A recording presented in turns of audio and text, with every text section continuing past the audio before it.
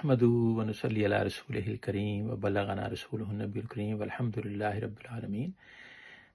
بسم اللہ الرحمن الرحیم. This is Syed Mohsin Bukhari from UK. آج میں آپ کے سامنے فلسفہ استغفار کہ اللہ تعالیٰ سے بخشش مانگنا، اس کی کیا اہمیت ہے اور کیا فضیلت ہے. تو یہ ایک دعا ہے، استغفر اللہ ربی من کل ذنب و اتوب علیہ، کہ میں اللہ تعالیٰ سے اپنے گناہوں کی بخشش چاہتا ہوں اور اسی کی طرف میں رجوع کرتا ہوں. یہ دعا اللہ تعالیٰ کو بہت پسند ہے، اور جو بندہ اس دعا کا عادی ہو جائے اس کے تمام مسائل حل ہو جاتے ہیں. کسی بھی پرابلم میں ہو وہ اللہ تعالیٰ اس کو کامیابی عطا فرماتا ہے. میں اب ایک واقعہ سنا کر قرآن پاک کا حوالہ بھی دیتا ہوں. تو ایک مقام پہ حضرت علی کرم اللہ وجہہ اپنے چند دوستوں کے ساتھ تشریف فرما تھے. تو وہاں ایک صاحب آ گئے اور آ کے عرض کی کہ یا علی، میں بہت گناہ گار ہوں، مجھے کچھ ایسی دعا یا وظیفہ بتائیے کہ اللہ تعالیٰ میرے گناہوں کی بخشش فرما دے. تو آپ نے کہا کہ استغفار کرو. وہ یہ سن کر آپ کا فرمان وہ مطمئن ہو کے چلا گیا. اب ابھی وہ گیا ہی ہے تو ایک اور صاحب آ گئے. انہوں نے کہا کہ یا علی، میرے پاس کوئی مال دولت ایون کہ کھانے کے پیسے نہیں ہیں، میں بہت مفلس ہوں، مجھے کچھ دیں پڑھنے کے لیے یا وظیفہ دیں.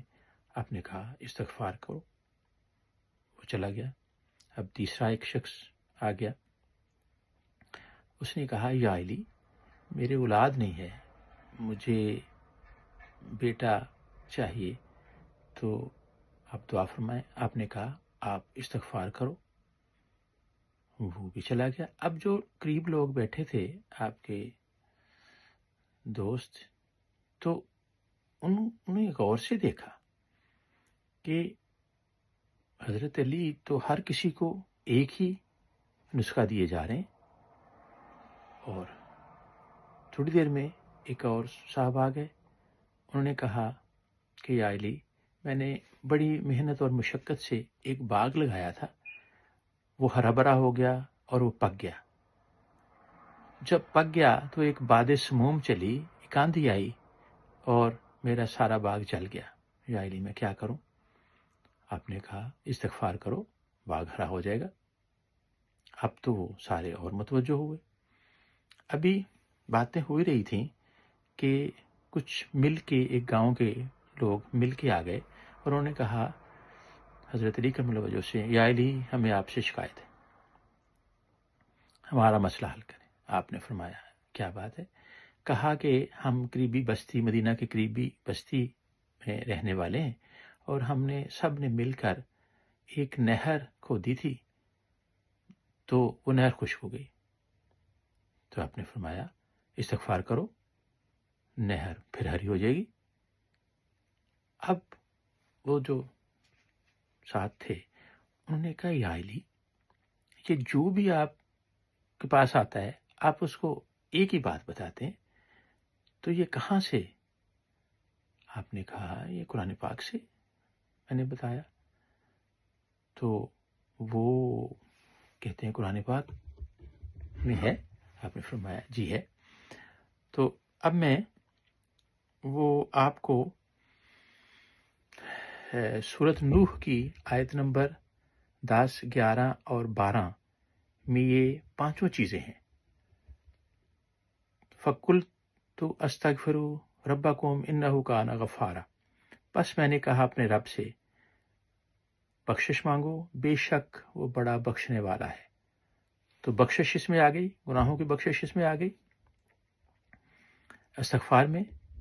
پھر آیت نمبر 11 ہے یرسل السماء علیکم مدرارا، وہ آسمان سے تم پر موسلا دار مینہ برسائے گا. سبحان اللہ. تو جب بارش ہوتی ہے تو باغ بھی ہرے بھرے ہو جاتے ہیں اور کھیتیاں بھی ہری بھری ہو جاتی ہیں. اب آیت نمبر 12 ہے وَيُمْدِدْكُمْ بِأَمْوَالٍ وَبَنِينَ وَيَجْعَلْ لَكُمْ جَنَّاتٍ وَيَجْعَلْ لَكُمْ أَنْہَارًا۔ مال اور اولاد سے اللہ تعالیٰ تمہاری مدد کرے گا اور تمہارے لیے باغ بنا دے گا اور تمہارے لیے نہریں بنا دے گا۔ سبحان اللہ۔ تو 5 سوالی جو ایک ہی نشست میں آئے، آپ نے ان سب کو استغفار کہنے کا، استغفار پڑھنے کا حکم دیا، اور وہ سب مطمئن ہو کے چلے گئے۔ تو اس کے فضائل میں یہ ہے کہ آپ زندگی میں کسی پرابلم میں ہوں تو استغفار کرنا شروع کر دیں، اللہ تعالیٰ گناہوں کی بخشش بھی کر دیں گے، مال رزق میں بھی اضافہ ہو جائے گا، اولاد بھی عطا کر دیں گے، باغات بھی عنایت فرما دیں گے، نہریں بھی آپ کی ہری بھری ہو جائیں گی۔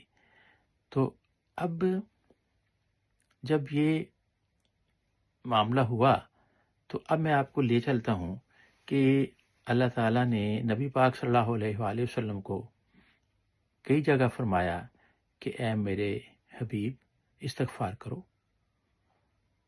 اب ایک سورۃ نصر جو آخری سورہ ہے قرآن پاک کی، وہ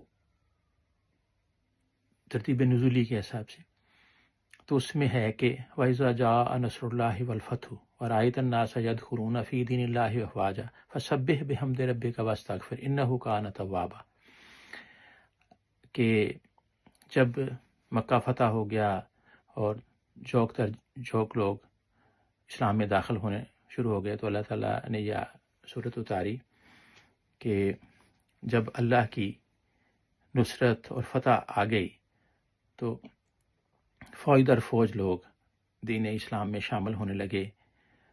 تو اے میرے حبیب فسبح بحمد ربک واستغفر، تو اپنے رب کی تسبیح بیان کر اور استغفار کر۔ اب سوال یہ پیدا ہوتا ہے کہ استغفار کرنا صرف گناہوں کی بخشش کرنا نہیں ہے۔ اگر یہ صرف گناہوں کی بخشش ہوتی تو اللہ تعالیٰ اپنے حبیب پیارے نبی جو وجہ تخلیق کائنات ہیں ان کو کیوں کہتے؟ نعوذ باللہ ان سے تو کوئی گناہ سرزد نہیں ہوا تھا۔ تو وہ یہ گناہ کے لیے نہیں ہے، بلکہ یہ ایک مستقل دعا ہے اور بڑا مجرب نسخہ ہے اپنے مسائل اللہ تعالیٰ کے سامنے پیش کرنا اور اللہ تعالیٰ سے استغفار کرنا۔ تو اللہ تعالیٰ ہمیں نبی پاک صلی اللہ علیہ وسلم کے صحیح دین پر عمل کرنے کی توفیق عطا فرمائے۔ وعلینا الی البلاغ المبین۔